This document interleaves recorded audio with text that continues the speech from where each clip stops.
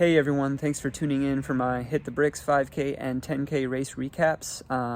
Before we get into it, go ahead and remember LSD, which is long, slow distance, but it's also like, subscribe, and ding the bell for notifications. Thanks for supporting the channel, guys. Good morning, everyone. I just went on my shakeout run the day before Hit the Brixx 5K and 10K. I guess this will be part of the recap video, so by the time this comes out, it will be tomorrow. Anyway, legs are feeling pretty good day before the race, which is good considering I had a pretty intense track workout on Tuesday, a bunch of 200s and 400s at mile pace or 800 pace, rough one. Anyway, not a lot of course recon I could do for this Hit the Brixx 5K and 10K because new courses and they're way on the other side of Charlotte, so I'm not driving all the way down there. So best I could do was looking on, Map My Run and Strava and trying to piece the route together based on the course description. Looks like neither of them will be PR courses.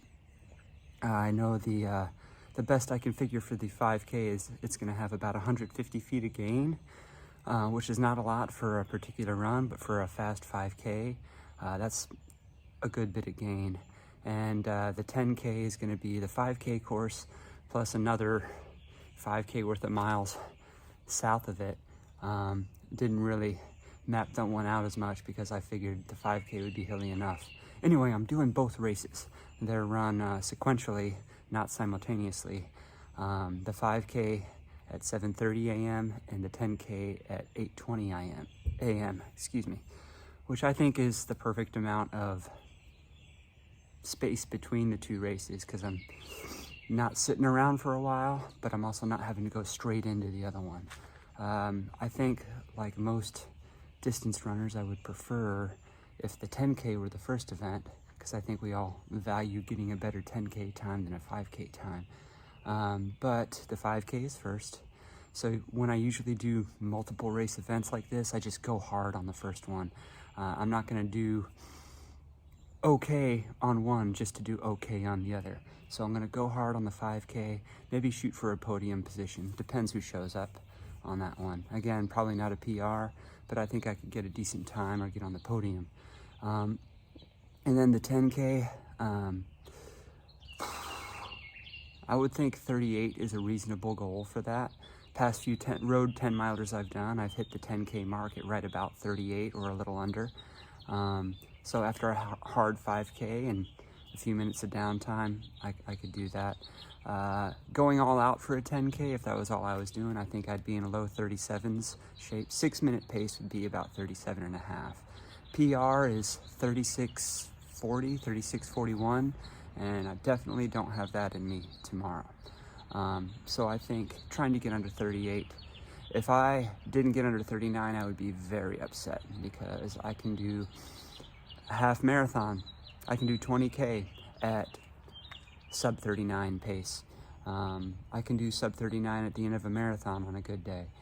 So yeah, we'll call 38 a reasonable 10K goal after a hard 5K. But yeah, let's see how it goes tomorrow. I should also note that while I'm eating my breakfast here, another wild card factor is that I'm playing a gig tonight, Friday night, at Summit in Davidson.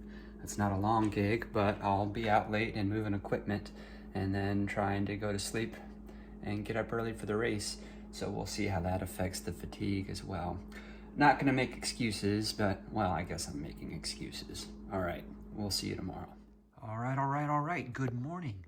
We've got all my gear set up for Hit the Brixx 5K and 10K.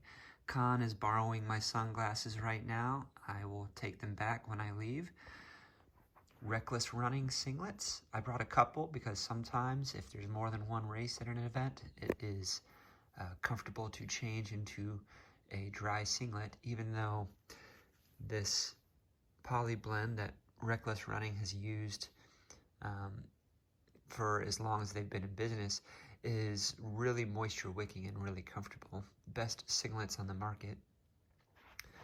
And Gingy lightweight toe socks, no show, just to I find those the most comfortable and the shoes I'm wearing, they're not going to really mess with my ankle or Achilles or anything, so I'm going to go with those. The North Face BTN split shorts, very lightweight, very comfortable, and they have pockets if I want a pre-race gel. And then you might see a lot of shoes for a 5K, 10K here. That's because the Asics Gel Nimbus 25 I'm going to wear for my warm-up and my cool-down. They, sort of like the Fresh Foam More V4 that I wore last week, are just comfortable. Oh, they're just extremely comfortable, good to put on after a hard effort. Adidas Takumi Sen 8. I don't know of anyone that doesn't like this shoe. It's lightweight. It's about 6.5 ounces, maybe a little bit more. I wear a men's US 9.5. The Light Strike Pro foam, which is TPEE based, is very springy without being too compressive. They use these, I don't know if these are actual carbon fiber like on the Adios Pro. They might be more of a carbon fiber enhanced, but these energy rods, I feel a spring from it. It's just a great workout shoe that I'm planning on wearing for the 5K. And then I brought options for the 10K. I brought the Asics Metaspeed Edge Plus, and that's kind of, you know, probably my first choice for the 10K, just because I think it's a long distance racer that can handle those shorter distances like 10K. Not that 10K is short, but I would be going fast for that. But if I ran really hard on the 5K and just wanted something a little softer under my feet but still fast, then I have the Saucony Endorphin Pro 3 as a choice. So these two will be kind of a game time decision for the 10K, depending on how I feel. I think that's everything. I might throw in a couple of gels. You know, I don't need gel for fuel during a 5K or a 10K, but I like to take it at the start just to get that extra energy push. I'm going to take my sunglasses back from this guy now. I think he's done with them. All right, well, let's get down to South Charlotte. I'm all checked in here in South Charlotte. I've got my bib all ready. I'm gonna probably do a little preview of the 5K course at a slow pace. Can't get away from the humidity this spring in Charlotte, so we'll see how that treats us. And yeah, 5K in just under an hour from now. Just finished the 5K, 18:10, third overall. There's some fireworks at the end that I'll talk a little bit more about during the full recap. Pretty happy with that time. With a course with that much gain, I would think on a flat course I could get sub 18, which I haven't done for a while, for at least a couple of years. So I'm pretty happy with that fitness. I think after that, I might throw on the Endorphin Pros for the 10K, and I don't know if I'm gonna get that 38-minute 10K, we'll see. But maybe run it at half marathon pace or even marathon pace, shoot.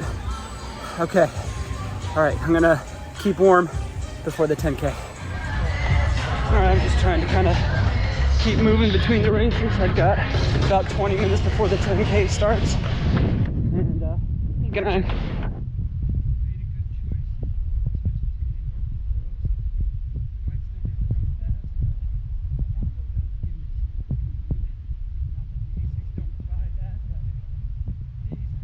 I think I can cruise in a little bit, and this might be kind of a cruisy race. He's like, oh, I heard him. Good. All right, you guys know the drill. Fast people up front, good-looking people in the back, short themselves out. And we're doing the speed time. We got the other speed jump, just a couple of steps. Here we go. Okay, here we go. All right. All right, I need 3, 2, 1. Let's jump this thing. Ready? And here we go. We start with 10K in 3, 2, 1, go! Let's get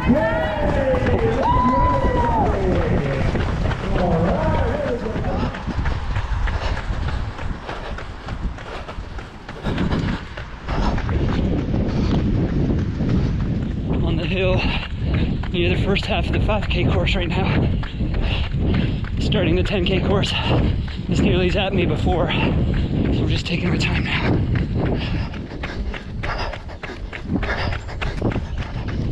Going downhill now, 3rd mile, trying to get some. I'm not really feeling like I can take advantage of this downhill. I feel like I just need to save some, because I am feeling worn out from that first race. But it's quite a downhill. Mile 3, 18:49. A little bit over 6K into a 10K race. This is where the fun begins.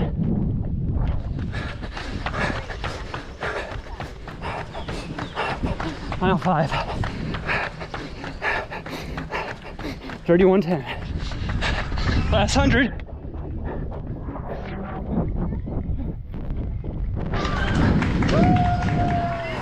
So just finished the 10K. I think it was 38:30 something, 38 mid, which I'm okay with. You know, I think yesterday I was thinking I might be able to do a 38 flat or something. Not gonna happen today, not after that 5K. And it was a decently hilly route. It would have been a tough route for a straight up 10K without doing a 5K. I think I would have gotten under 38.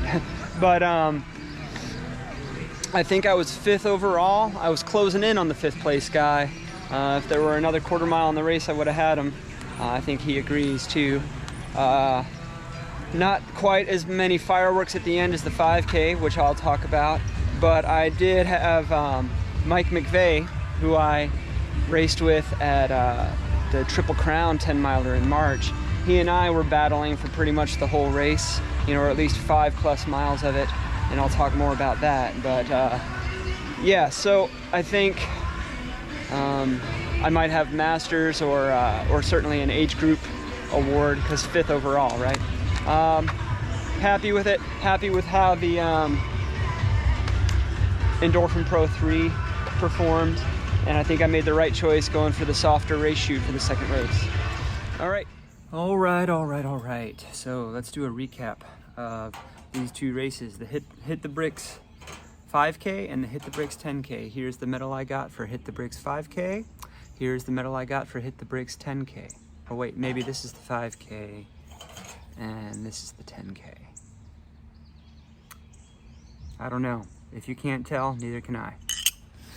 Anyway, so race recap time. Started with the 5K at 7:30 a.m. Again, I would usually prefer to start with the 10K because I think most people want to get a good 10K time in, but I figured what the heck, we'll start with the 5K. Well, it wasn't my choice, but I was just going to run the 5K hard. It's been a long time since I've run a 5K hard, and yeah, as I was talking about getting as much course intel as I could, it wasn't going to be a fast course, but I'll tell you what, both of these courses, they may not have been the fastest, but they were certainly fair. I don't really have any complaints. A bit hilly to get a good time, but I think I still ran pretty decent times, at least for the 5K. So yeah, the 5K, I went out, you know, kind of trying to manage my effort. People always mess up the 5K because they go out too fast. They treat it like a mile race or think that you have to sprint or jockey for position. So I was maybe in 8th or 9th place when I started. A few high school kids went out pretty quickly, as well as Dalton, who would go on winning. He was 25 years old and wearing a sleeved shirt and training shoes, and still throwing down a low 17s time on that course, so he could have it. But yeah, after the first mile and a half, I started reeling people back in. And then on the 3rd mile, I think I went into the 3rd mile at 5th place.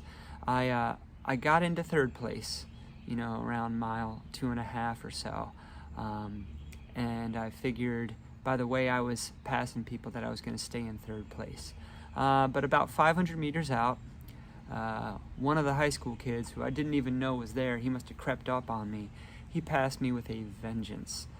He just flew by me, enough so that I wasn't even worried about trying to cover that move. But like I said, that was about 500 meters out, and I think he made his move a little bit early because he got a good ways ahead of me and then stopped gaining. And then I think he hurt himself with that move a little bit. I mean, not orthopedically. I think he just went a little too far into the pain cave, and I was able to catch him in the last 100 meters with a sprint finish. I think Strava had my last 0.1 miles at about 4:10 pace, which is almost what I would do for an all-out 400. So I was pretty happy with that. So I got third overall there, and I was pretty happy with that. The official time was an 18:08. I stopped my watch at 18:10 after making sure I got across the line.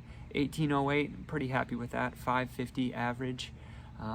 The first 2 miles, the first mile was like a 5:58. Came through mile 2 in just over 12, so that must have been like a 6:04-ish. And then that last mile, I wasn't even paying attention because I was trying to pass that kid, but it was in the 5:40s easily. So third overall for the 5K. For that, I got a reusable water cup.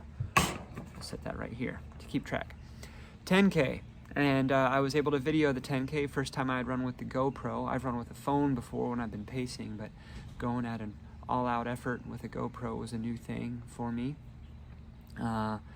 And those first 2 miles were a struggle. It was mainly just trying to get the legs out from under me. I had no pretensions about trying to set a PR or even trying to crack 38 minutes or anything. I was just trying to, stay with, towards the front of the field, not keeping up with the lead pack or anything, just the front of the field. So those first 2 miles were like, 6:20-ish, somewhere around there. I was able to, after that hill, around 1.5 miles, get some legs back under me, not like I did for the 5K though. I think I even said I couldn't really take full advantage of the downhill, but I was able to start at least getting into the low 6s again. Past mile 6 in 18:49, I think it was, and there was a timer at the 5K split. I just kind of glanced at my watch. I think that was 19:26, 19:28, somewhere in there for 5K. It's like, well, I at least got to get under 39. And by then we were in the part of the course that I had not run, which, had some steady hills, some grinders, some ups and downs. Nothing that was long steady like the beginning of the 5K or long down like the end of the 5K. Just kind of ups and downs through a neighborhood. A couple of long stretches that were demoralizing. And I think I was averaging in the low 6s, between 6:05 and 6:10 whenever I looked at my watch. Mike McVeigh, who had run the 5K as well, he and I were just kind of trading off never more than 5 seconds apart from each other for a good pretty much the whole race, not just 5 miles. I think mile 5 is when I, kind of pulled ahead, and he never passed me again, but he was there. I mean, I could hear him. So it was, I think running with him is kind of what got me a better time, because he's a strong guy. He's one of the guys who outkicked me in the last mile of Triple Crown Road Race 10-miler back in March. I think that might have been the first video on this channel, actually. So yeah, definitely I was able to negative split the back 5K of that, which I was happy with, and I completely attribute it to still being tired from the 5K race, that I wasn't able to start off with a really fast pace. But I got 5th overall, which happened to be first Masters, and for that I got a reusable water bottle.